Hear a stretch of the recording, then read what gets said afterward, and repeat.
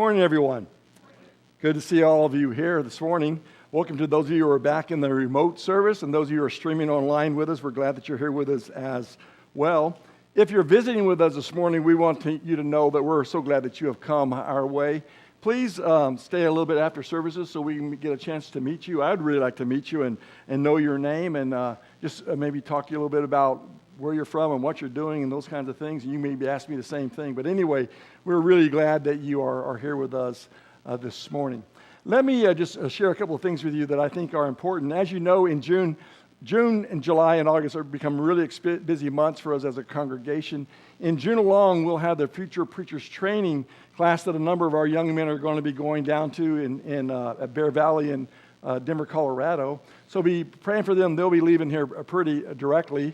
And then remember also that we have Mountain States Children's Home effort that's going to be going on. I think, 45 of our people are going on that thing there. And so that's a lot of people that will be going in June. The reason why I don't have slides up are because you have slides, that's in the loop that you see before services and so forth. Anyway, let me just remind you of that. And then this will affect us as a whole congregation. That is the series of lessons that Dean Miller is going to be bringing to us on storm survival.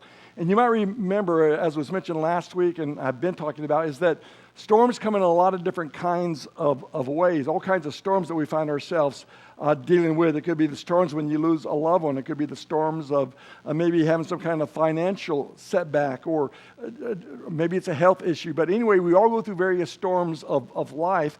And Dean is going to be coming here, and he's going to share with us some ways that we can deal with those storms and how we can navigate our way through them. And so let me encourage you that if you have not already done so, that you get signed up on the web and just type in storm on the church teams, and it'll take you to the registration so we can get you registered. And that way, when we cater the lunch, we'll be able to make sure that we have enough food for everyone. Anyway, storm survival is going to be really a good thing. One of the things, I need some help here. Avery, could I get you to come and help me? Maybe Avery could come along and help me here a little bit. And, yeah. And Amalia, can you come and help me too? Just a really quick, yeah. So one of the things that you always wonder about when you're a minister, whether you're a youth minister or whether you're who's the church growth and family minister, you can come over here close to me, Amalia. Don't be close to him. And anyway, or even myself, sometimes you wonder, I wonder if the congregation loves me or if they really care for me. And so there's a lot of ways that you can demonstrate your love for someone. And so the other night, the three of us, Clint and Jared and myself, we had worked throughout the day on Wednesday, and then we left for home because we know we got to come back at 7 o'clock. And so we went home and we came back at 7 o'clock, and we had to get into our offices so we get our Bible and things like that. And I got in my office, and it was you see what happened. There were these cups inside my office. And I'm telling you what, could you hold that for me? Yeah.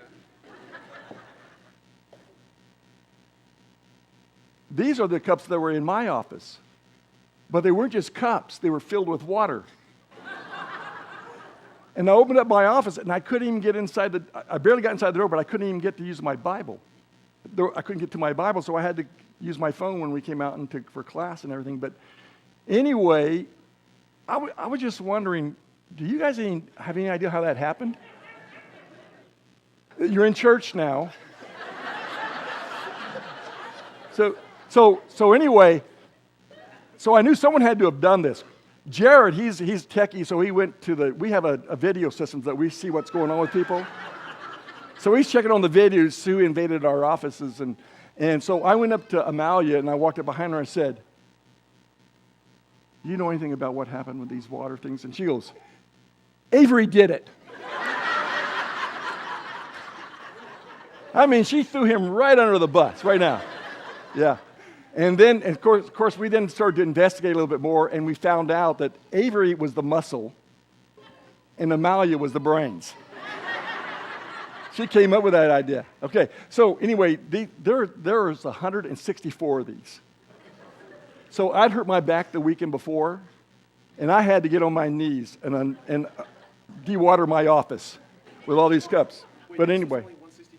That means Clint had like 300. Yeah, Clint had a butt more than I did. Yeah, so anyway, and Jared, they didn't do water, they put balloons in his. And they're all full of hot air, too. Thank you. So anyway, that's my gift back to you. Take them up. You guys are going up to camp, I think, this afternoon, so you can take those with you and drink water from them or whatever. I didn't drink from any of them. All right, you guys can be seated. Thank you. It took 2.5 hours. He said it took 2.5 hours for them to do that. So my guess is that Avery and Owen and who else was involved? You didn't do that, Owen? It was the seniors, huh?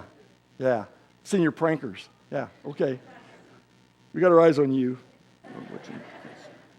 Anyway, so you wonder sometimes, are you loved? Well, that's just a great demonstration of love. And so we really appreciated it. Not so much having done fill the water, but the other part, the sentiment behind it. Okay, so for our theme this year, our theme, as you look at the banners to my right and left, is that I press on. And we've been looking at Philippians, the 3rd chapter, and in that section of Scripture, Paul says, I press on to the upward call of God in Christ Jesus.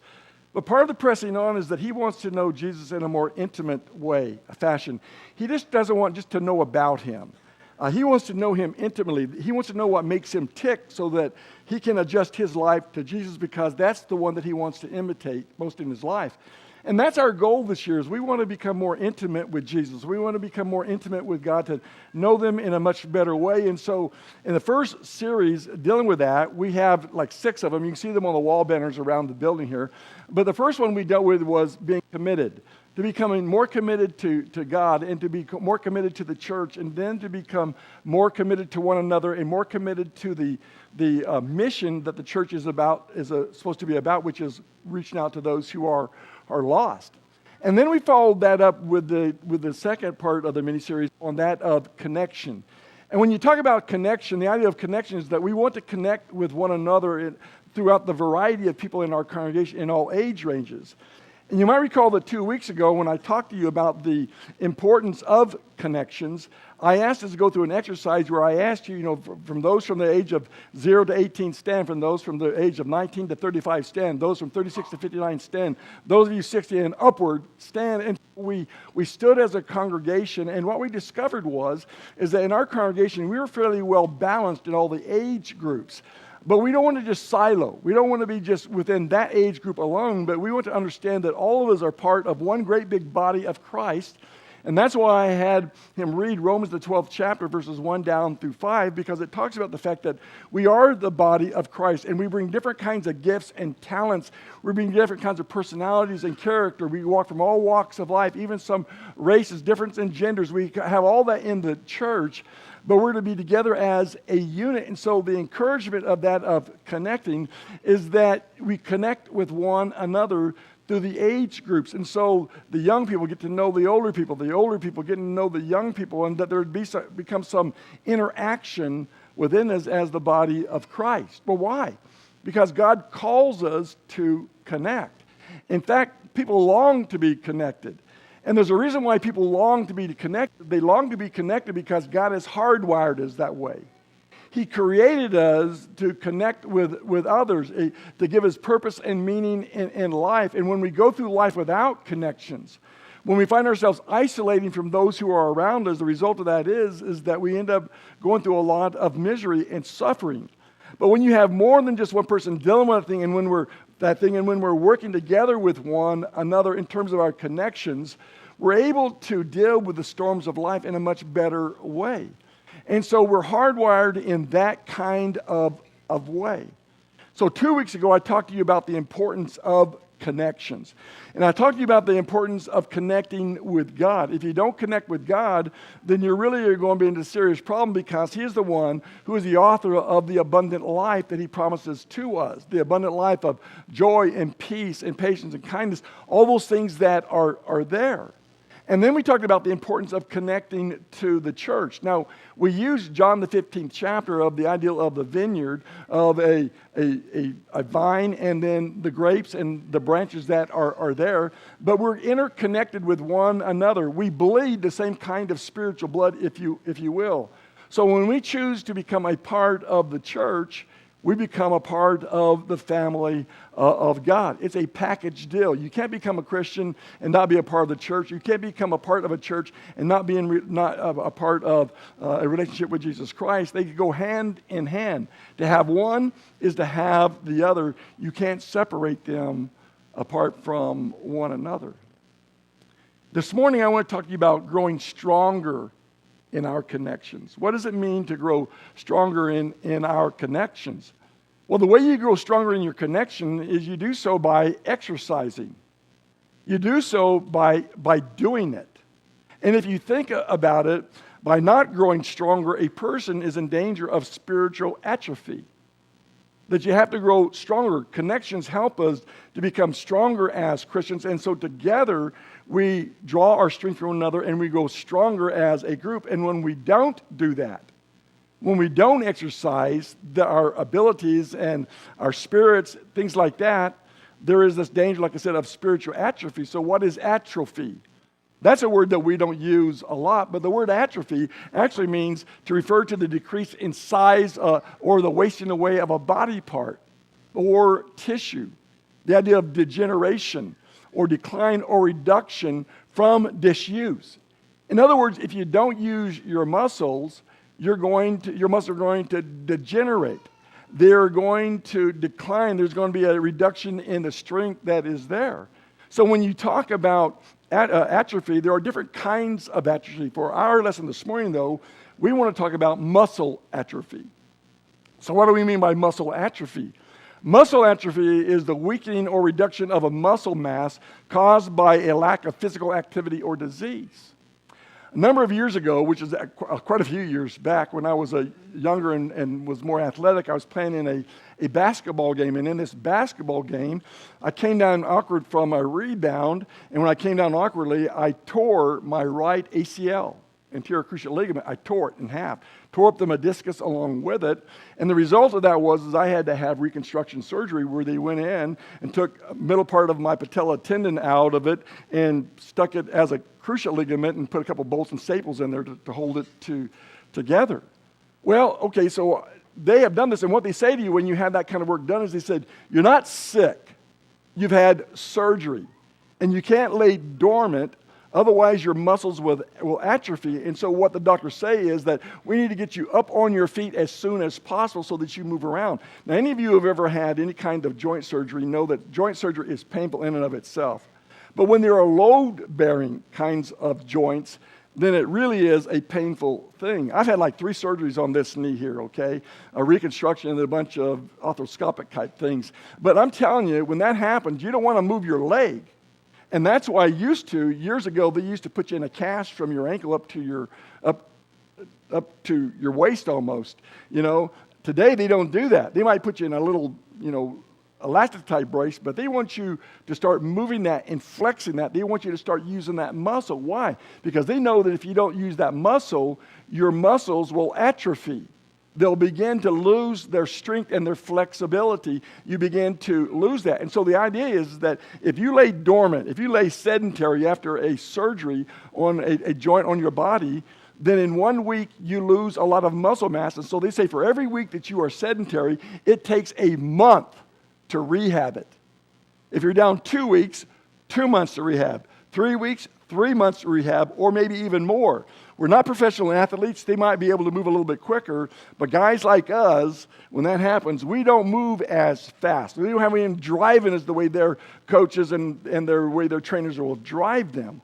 So when you hurt your knee or whatever, you go to rehab, and right away they get you moving, they get you strengthening, they get you doing a lot of different kinds of things. So muscle atrophy can be limited by overcoming, by exercising. If you don't want your muscles to go dead on you, you got to get up and move them around, or that's exactly what will happen to you. Sometimes it comes because of age. Sometimes it comes because of injury. Sometimes it comes because of disease. But nevertheless, if you don't exercise the muscles, that's what's going to happen. So what is true of physical atrophy or muscle atrophy is true of spiritual muscle atrophy. Growing stronger in our connections is great because the more we exercise these spiritual muscles, the stronger we become as individuals and the stronger we become as a congregation of God's people or as a church. And the fact of the matter is that when it comes to spiritual atrophy, you lose it, you use it, or you lose it. Just as with physical muscle, you either use them or you lose them in terms of strength. And it's the same thing when you talk about spiritual kind of things. If you don't exercise, if you don't work on them, then you're going to be in trouble pretty quick. So when you talk about building spiritual muscles, I'm amazed that when you look at the first century church, how they seem to have got it. I don't think they sat down and said, well, let's talk about spiritual atrophy, but I think they understood the value of being connected to each other. So open your Bibles to Acts chapter 2. Acts chapter 2. And as I read through beginning in verse 43, I want you to notice how there is this connection between these believers here, these first century Christians, how they were connected to one another. And as we read down through it, you'll notice that they are connected in terms of huge bodies or corporate assemblies, and they are connected individually in their homes, okay? So listen to what he says. Verse 41 says that they obey Peter's command in verse 38, and they're baptized. So they're added to the church. And then in verse 41 it says, or verse 42 it says, and these were continually devoting themselves to the apostles' teaching, to the fellowship, to breaking of bread, and to prayer. Now look at verse 43. And everyone kept feeling a sense of awe, and many wonders and signs were taking place to the apostles. And all those who believed were together and had all things in common. And they began selling their property and possessions and were sharing with anyone who might have need. Now look at verse 46. And day by day, continuing with one mind in the temple and breaking bread from house to house, they were taking their meals together with gladness and sincerity of heart, having favor with all the people, and the Lord was adding to their number day by day those who are being saved. So why were they having favor with all the people? Well, notice how sacrificial they were. Notice how intentional they were. Notice how humble they were. Notice how they were not materialistic in any way. They're selling properties and houses and everything so everyone could be taken care of in that environment in Jerusalem by coming out of Judaism and into Christianity. And notice how they were connected to each other. They were connected in large bodies of people because it says they were going to the temple courts daily and being there with one another. That's a congregation of people that are going there, but not just that. It says that they broke bread in their homes and were together. So they're not only corporate when they came together, they are individual. They're bodies of people or smaller bodies of people in their homes, and they're coming together and they're intimately connecting with one another. The truth of the matter is this, is when you come to church on a Sunday morning like you did this morning, you spend the vast majority of your time looking at the back of a lot of people's heads. Where the interaction happens in our congregation, or in almost any congregation, is what happens before the service and after the service. That's when you begin to connect with each other. That's where you're talking about things. That's where you're dealing with some things. But in here, God is the audience and we're not. God is our focus and not us necessarily. Now, while we're shooting at Him, we get shot as well. We have our needs met as well. But for the most part, when we're corporately together, it's very upwardly focused. When we are in one another's house, it's very horizontally focused. We're together with one another. Put someone's feet underneath your table and you learn a lot about who they are and what they are about. It's where you become more intimate with one another. It's where you kind of get an idea of what's going on with each other and how things happen. So here's what I want to do is I just want to talk to you about growing stronger in our connection. So here's what I'd like for you to do is whenever you hurt yourself, okay, physically speaking, and you go for rehab, they assign to you a physical therapist. And that physical therapist is going to share with you some various exercises, at least at the beginning, share with you some exercise, and that person is going to drive you. He's going to encourage you. He's going to push you beyond maybe what you think your limits are so that you become stronger. So this morning, I want you to think of me not as your physical therapist, but as your spiritual therapist. So I'm going to share with you some exercise, some things you can do in order that you might grow stronger. Okay? That's kind of what, so think of me like that. Well, you don't have to think of me necessarily like that, but that's what I'm going to do no matter what anyway. So growing stronger. So I think the very first thing when you're talking about growing stronger is that I think you have to be intentional about how you're going to connect, and grow stronger in a relationship. You have to decide that that's what I'm going to do. Why? Because it doesn't just happen. Connecting with people doesn't just happen by osmosis. Connecting with people happens by us exercises, by us intermingling and intimately getting together with one another and spending time with each other. Stephen Covey, who is, that's John Maxwell. John Maxwell says this: to reach your potential, you must grow. And to grow, you must be highly intentional about it. Now, he might have been talking about the corporate world there, but I think it fits very well in what's going on in the congregational level, is that you have to be intentional about how you're going to connect with one another, because if you don't, you won't.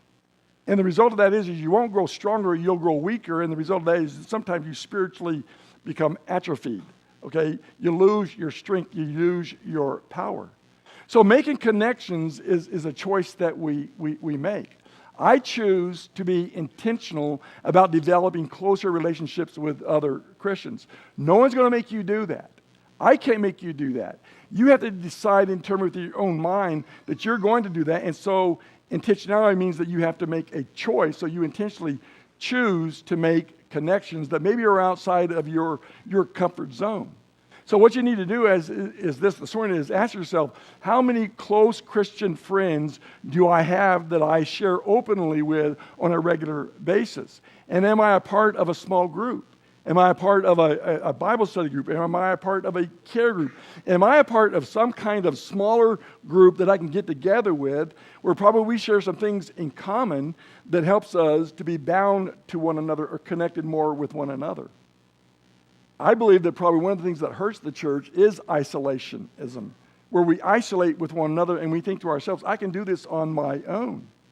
So you can come to church and you can be connected to one another, but sometimes doing that is like getting on an elevator, right? You can get on an elevator with a large crowd of people on the elevator. You're all going to the same place, okay, or maybe different floors, but you're all going to go up, or you're going to go together, but you're not really together. You're just in the same thing with one another.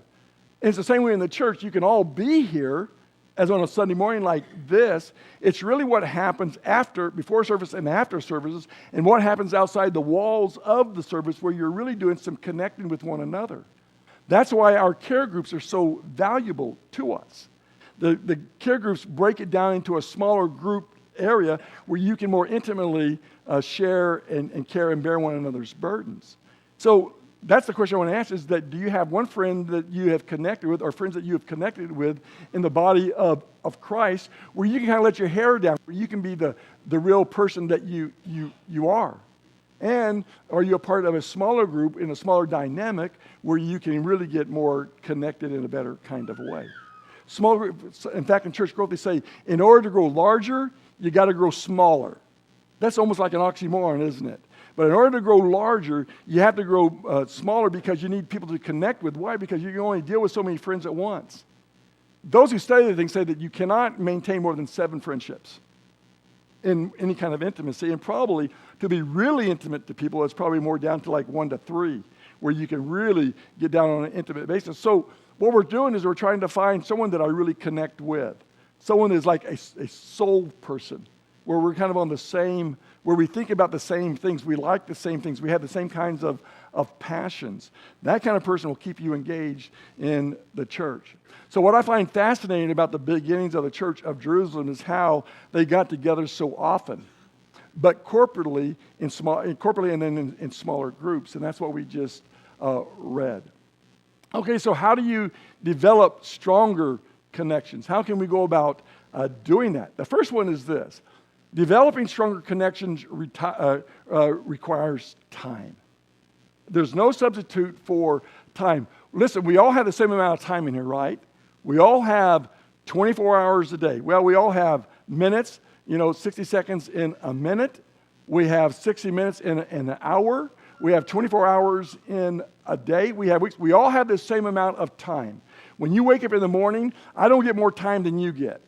You don't get more time than I get. We all have time on our hands. So what we choose to do with our time, or what we choose to waste our time on, is really up to us. We get to choose how we want to go about doing that. So we need to look at in order to use our time well is I think you have to prioritize your time.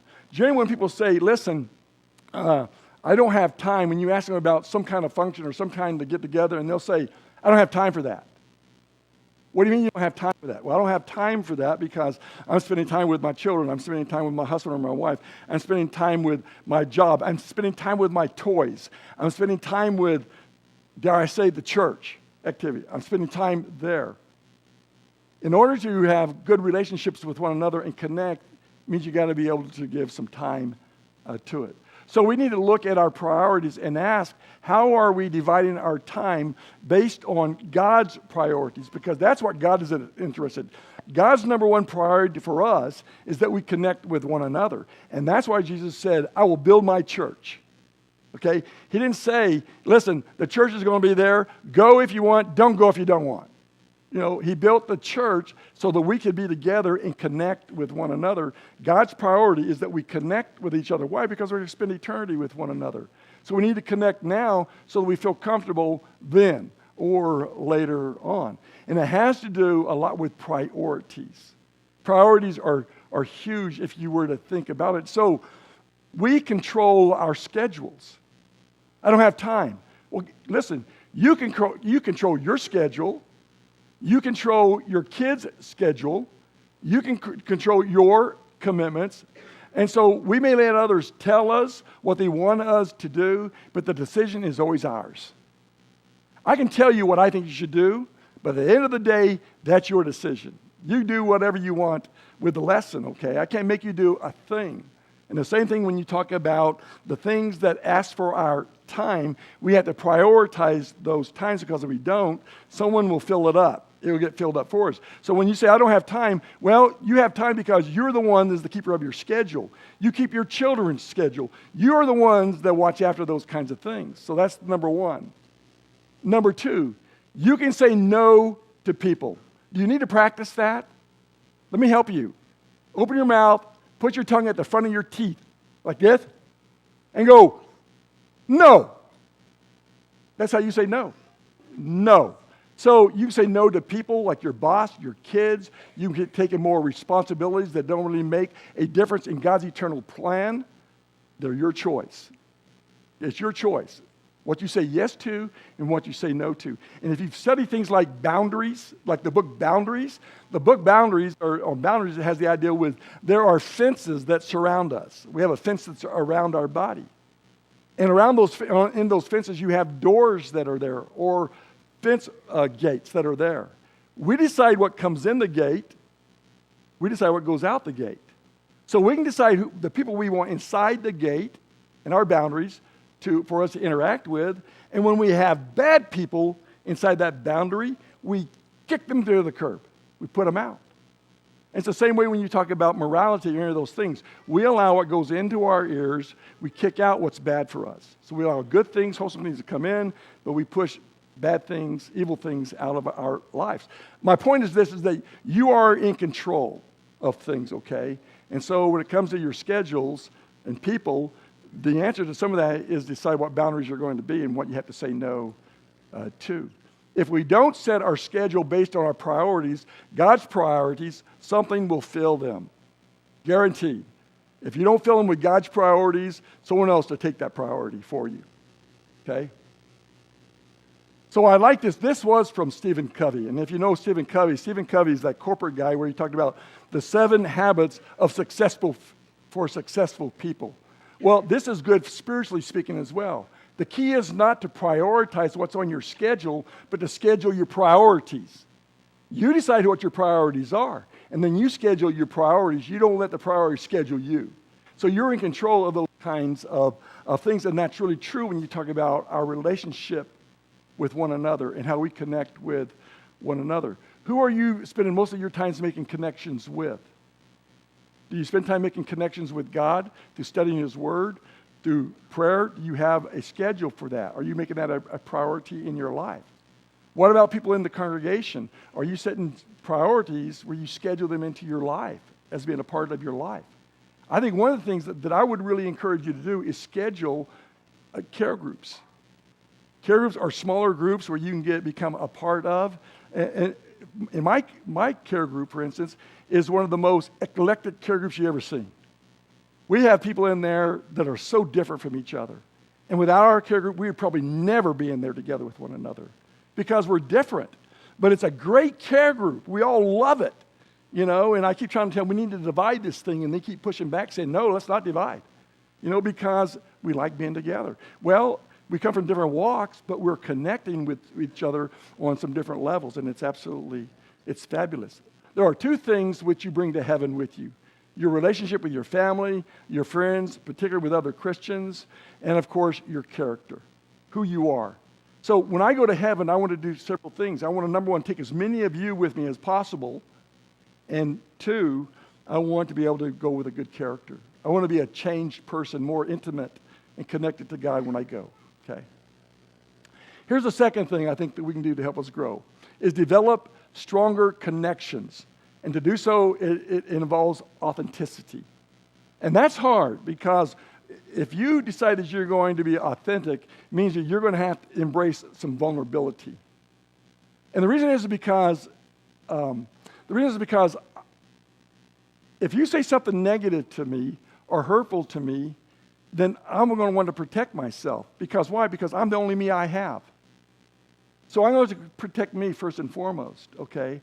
But if I'm going to connect to you, I'm going to have to make me more vulnerable to you, which means I'm going to have to be willing to share who I am and what I am about. When you think about that first century church there in Jerusalem, they're selling property and lands and bringing it and giving it to one another. Do you think that there are some people there that had a pride that says, I don't want people to know that I'm hurting or that I'm in need of stuff? Our pride really gets in the way of that kind of a thing. Peter says that God opposes the proud, but he gives grace to the humble. So sometimes I think we need to humble ourselves and recognize that, we don't have to put up this facade that tells you that I have everything together. That I know, it's so easy for me to stand up here and wear a suit, and talk to you about those things, and you think, that guy has it all together. I could never be like him. That is so far from the truth. And anyone who knows me intimately knows that. Everyone who knows me knows that I have feet made of clay, that I have lots of weaknesses, okay? But to tell you that, I have to become vulnerable to do that, right?